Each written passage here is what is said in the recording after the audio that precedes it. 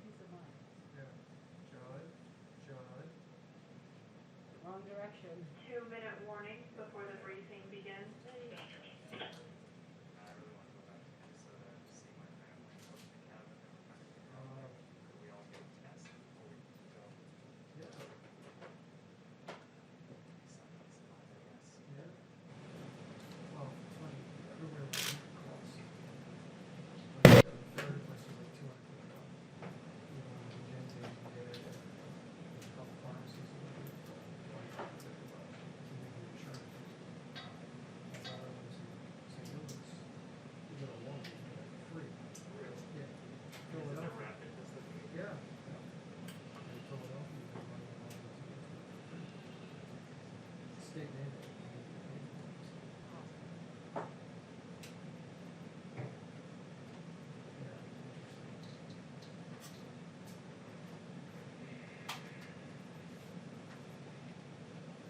Heads up, Lucy.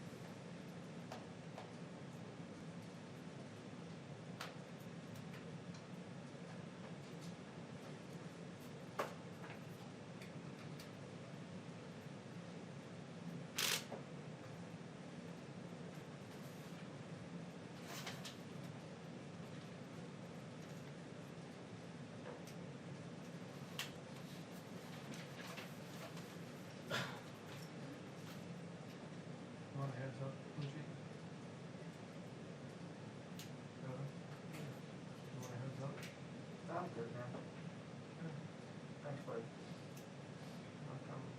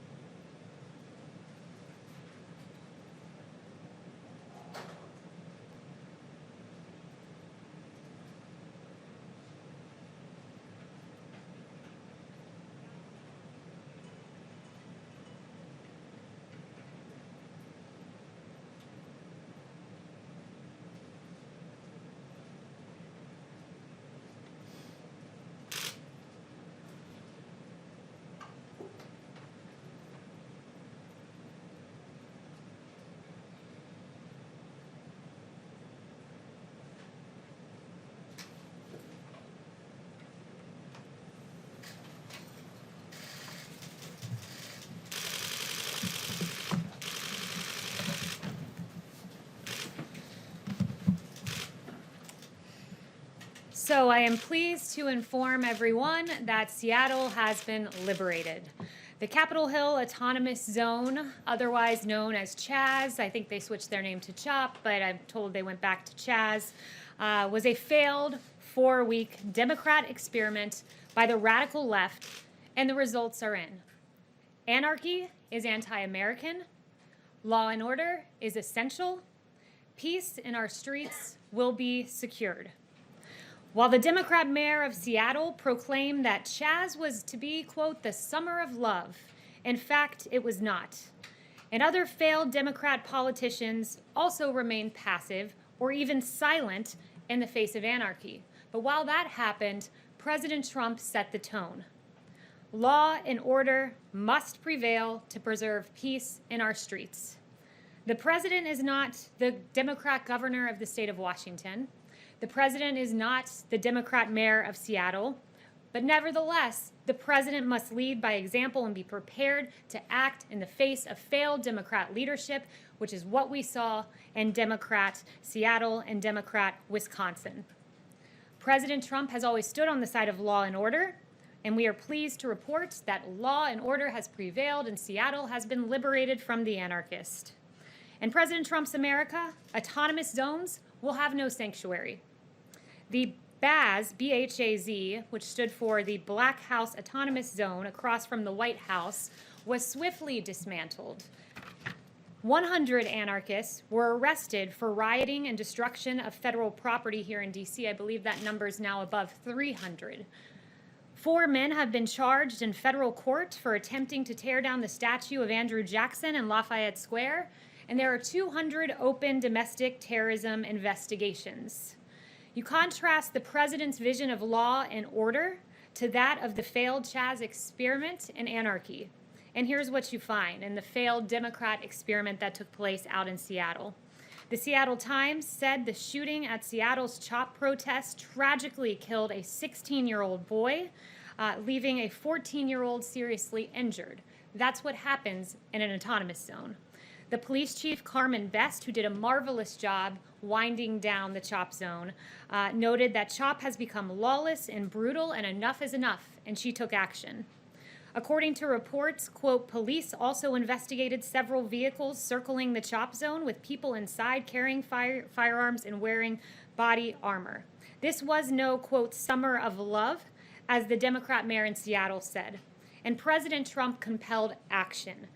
He has said, take back your city now. If you don't do it, I will. He has said this is not a game. These ugly anarchists must be stopped immediately, move fast. And finally, the Democrat mayor in Seattle, who was long delayed, finally gave the order to dismantle the Chaz, and it was an admission. It was an admission that President Trump's vision is right, that anarchy is wrong, and that law and order bring peace. And with that, I'll take questions. Kristen. Kayleigh, thank you so much.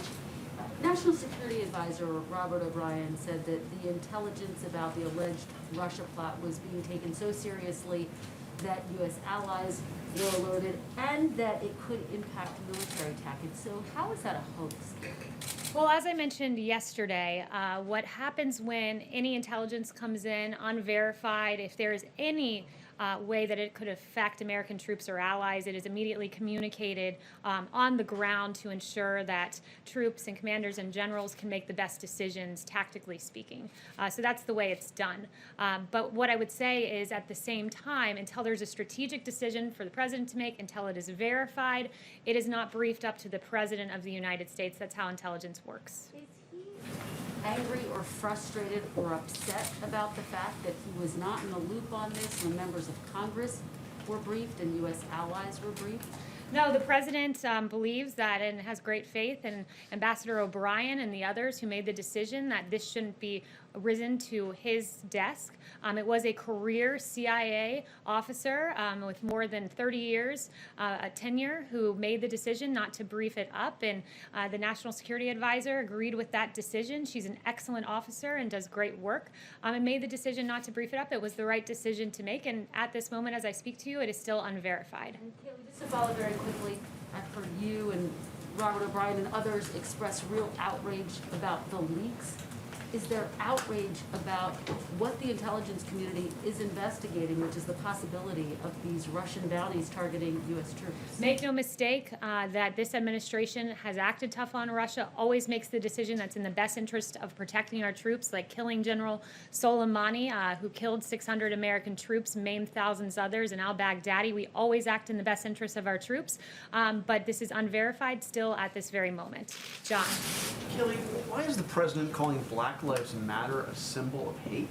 Well, what the president was noting is that that symbol, when you look at some of the things that have been chanted by Black Lives Matter, like pigs in a blanket, fry 'em like bacon, that's not an acceptable phrase to paint on our streets. Look, he agrees that all Black Lives Matter, including that of Officer David Dorn, Patrick Underwood, 2 officers whose lives were tragically taken amid these riots. All Black lives do matter. He agrees with that sentiment. But what he doesn't agree with is an organization that chants pigs in a blanket, fry 'em like bacon about our police officers, our valiant heroes who are out on the street protecting us each and every day. Americans of all races have protested in all 50 states around that phrase, Black Lives Matter. And the president is here calling it a symbol of hate? He's talking about the organization. I would note to you that the Greater New York BLM president has said if this country doesn't give us what we want, that we will burn down the system, and I could be speaking literally. I'd call that a pretty hateful statement. But Kayleigh, Yes, he's not Ben. talking about the organization in his tweet. He says Yes, the words. Ben. He says the words. Which, Black Lives what's Matter. the name of the organization again? Black Lives Matter. There you go. You That- just those are answered the- my those are question. the words that are Go ahead, being on Ben. Fifth Avenue.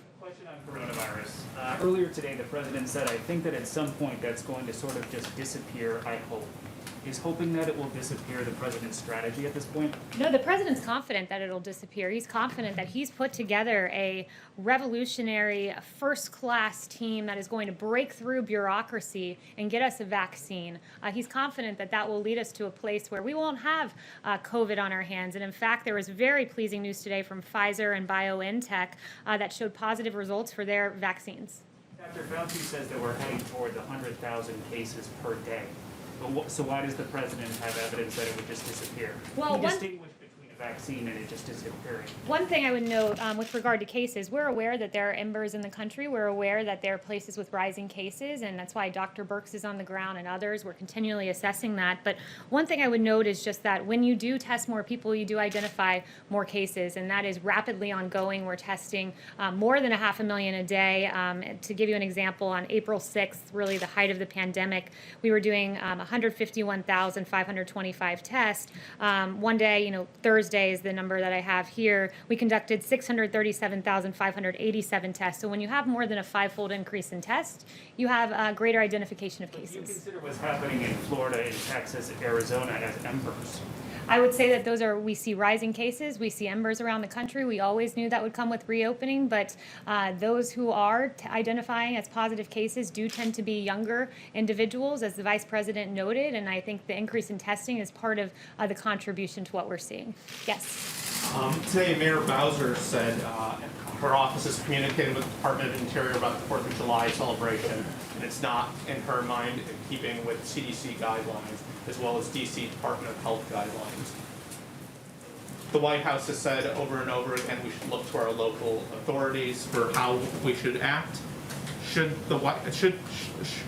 the administration be following the local guidelines in The this? president has said that we should follow our local authorities with masks, so that's the decision that he encourages people to follow those authorities. The CDC guidelines, I'd also note, say recommended but not required, and we are very much looking forward to the 4th of July celebration. Yes. Are you preparing some options for the president to consider for retaliation against Russia should this intelligence prove to be true? And I won't get ahead of the president on action. I also won't get ahead of the intelligence, which at this moment is unverified. Does the president want this intelligence to be corroborated or not? Or what has he told his advisors on this front? The president's unverified. It's being assessed. It's going through the same process normal intelligence would go through. But what's unfortunate is we're having this discussion because of the New York Times deciding to run with this and erroneous information about the president being briefed, which was not true, and the erroneous information that there was a conclusion when in fact there was not a conclusion. Jen? Yeah, Kayleigh, can you confirm that the CIA director and the NSA director will brief the Congressional Gang of 8 tomorrow about the Russia bounties? Yes, that is the plan. 2 of them. Anyone else that will be briefing the Gang of 8? I'm not entirely sure who else will be in that briefing. Say, does the president generally have confidence in the intelligence community's findings and conclusions about Russia? Yes, he does have a confidence, and he's many times acted on verified intelligence, and there's times he's decided that it's in our strategic interest not to act. I'd give you the example of Soleimani and al-Baghdadi, and then the example of Iran shooting down, when Iran engaged in actions and the president said it's not time to engage because shooting down an entity is not the same as losing loss of civilian lives. Yes. Thank you, Kayleigh. Shooting down a drone, excuse me. Yes. The president has come under criticism this week for statements that he has made that his detractors say are dog whistles to a certain segment of his base that he is trying to gin up for re-election. Those include comments like Kung Flu, our heritage, while talking about Confederate statues. And most recently, they include the video that I know you discussed in here the other day, but the video of a supporter of his using the term white power. So why hasn't the president denounced that video and called that a hateful statement? The president took down that video. That deletion speaks strongly, and what I would note, the president has repeatedly condemned hate. August of 2019, in one voice, our nation must condemn racism, bigotry, and white supremacy. These sinister ideologies must be defeated. Hate has no place in America. In April 2019, we have no tolerance for those who disrupt this peace, and we condemn all hate and violence, especially in our places of worship. August 2018, I condemn all types of racism. He's repeatedly done this. That specific video and said that that is hateful language that was used in it. He deleted it. The deletion speaks for itself. His repeated condemnations of hate speak for themselves, and this is a president who's repeatedly condemned hate and repeatedly encouraged for us all to come together. Yes. Thank you, Kayleigh. Did the president meet today with Senate Republican leader McConnell about the future recovery aid package? And is there any sort of agreement on additional unemployment insurance or stimulus payments? Yeah, so I have no announcements with regard to his meetings, but what I would say is he did mention that in a phase 4, he would be open to direct payments on the point of unemployment insurance. One thing that he's concerned about is he does not want to see an incentive not to work, and enhanced unemployment benefits that Senator Schumer has suggested would be an incentive for people not to get back to work, and he wants to encourage people to get back to work. And at the same time, he's mentioned a payroll tax holiday, a big one for our workers that helps those who are on the lowest end of the payroll, would help the Americans who need it most. So those are some things he's talked about for phase 4. Yes. Hey, you used the word embers to describe the coronavirus, but yesterday another all-time record of 47,000 cases, and 4 times this week a new record. Why do you use the word embers when many people would say it's more like a wildfire? So I use the word embers because that is what the president has acknowledged that would happen around the country. You would see spikes across the country. He said at times you would see a fire across the country, embers, fires. But at the same time, I would note the increase in cases, or the increase in testing, 6-fold increase in testing. You identify more cases. I'd also note that Secretary Azar said that we've seen nationwide that fatalities at a 2-month low. So this is a different situation when those who are testing positive are younger. We have increased tests. We're aware where there are surges. That's why Dr. Birx is on the ground. But we believe we are equipped to handle what we see on the horizon. The president made a conscious decision to talk less about the virus. I think in his town hall with Sean Hannity, someone measured it was only 3 minutes that he discussed it. He tweets about it far less often than he used to. The president is not focused on talking, he's focused on action, and his administration has taken historic action with regard to the coronavirus. We have an excess amount of PPE, surge, we have a huge amount of ventilators in the stockpile, things that could never be done, we were told, have been done under this administration, testing more than 600,000 a day. This president has done a historic job with regard to the coronavirus. Lilith. Thank you. President yesterday tweeted that he's angry against China. There's anger against China in India also. So India has banned 59 apps from China, including TikTok. How does the president knows about it, and what are his views on this? So with regard to India and China, we're closely monitoring the situation. He is as well. Both India and China have expressed a desire to de-escalate, and we support a peaceful resolution of the current situation. And he said that China's aggressive stance along the India-China border fits with a larger pattern of Chinese aggression in other parts of the world, and these actions only confirm the true nature of the Chinese Communist Party. TikTok, India banning the TikTok app. No announcements on that. I would just point you to what Secretary Pompeo said earlier. Yeah. Yes. When can we expect the president to weigh in on Israel's plan to annex parts of the West Bank and the Jordan Valley? And how much does this delay perhaps have to do with the concern about setting evangelicals here in the United States, who, of course, are a really important part of the president's base in the election effort? Yeah, so I've not spoken to him about that specific issue, but he's a great supporter of Israel, and I would just leave it at that. But Kellyanne says that there could be something this week, so I'm just wondering what the delay is, and maybe you could weigh in on, there are concerns this could be the final nail in the coffin on a Palestinian state. Like, what is the president thinking about that? So no announcements on that front, and I won't get ahead of him on anything that would happen this week or beyond. Yes. The president has said in this room that he wants to meet the Taliban leadership. Now that world leaders are coming here again, is that on the cards? Is that going to happen soon? Is there a timetable? So again, I won't get ahead of the president on that. What the president wants is to see our troops come home from Afghanistan. He has been on the record being against keeping a sustained presence in Afghanistan. He does not believe in foreign adventurism and wars that drag on. He believes the ultimate way to secure our troops is to bring them home. Have the reports of the Russian bounties to Taliban fighters affected that calculus? That's unverified intelligence that's currently being assessed. Yamish? Hi, thanks, Kayleigh. The first question I have is 2 questions. The first is, on Monday, the president went after stripping racist names on buildings. On Tuesday, he went after a rule to combat racial segregation. And then today, he said that he described the words Black Lives Matter as a symbol of hate. Why is he digging in on race in this way? So first, I mean, if you're saying that the fact that he does not want to rename our bases, if you're considering that racist, then apparently 56% of America is as well, because 56% of America is against changing the name of U.S. military bases. He believes that our young men and women who left these bases overseas, many of whom lost their lives, and the last thing they saw was being on one of these military bases, that they should not be told that the base that they trained in, the last place they saw on American soil, was a racist institution, and that's a proposition the vast majority of America agrees with. Including him saying that the words Black Lives Matter, as we've noted, has been chanted in 50 states. Why is he saying that that's a symbol of hate, on top of all the other things that he's done, just this week alone in terms of race? Well, is pigs in a blanket frying like bacon racist? I mean, is that hateful?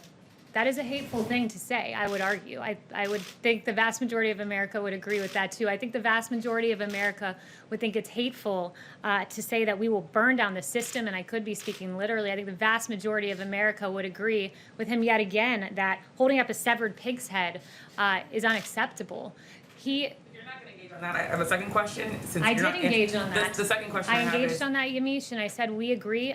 All Black Lives Matter with that sentiment, but we will not stand with an organization that exhibits that kind of hate against our police officers. What does the president have to say to military service, the families of service members who are really afraid that their loved ones might have been killed in connection to this Russia bounty? There are families already saying, we want the United States and federal government to call us and settle us up. Kristen had an interview with a father saying that just this week. What is this president's message to the military families in this country? So that it's unverified intelligence. It's continually being assessed, and the Department of Defense has said they do not know of any Americans that have been killed in relation to this unverified intelligence that's currently being assessed. Yes, Janelle. Thank you, Kayleigh. The president has stated in past that he will not tolerate defunding police, and he said this multiple times. Considering that many Democrat-led cities have now done so, including New York City as of this morning, what does not tolerating this move look like from the president's vantage at this time?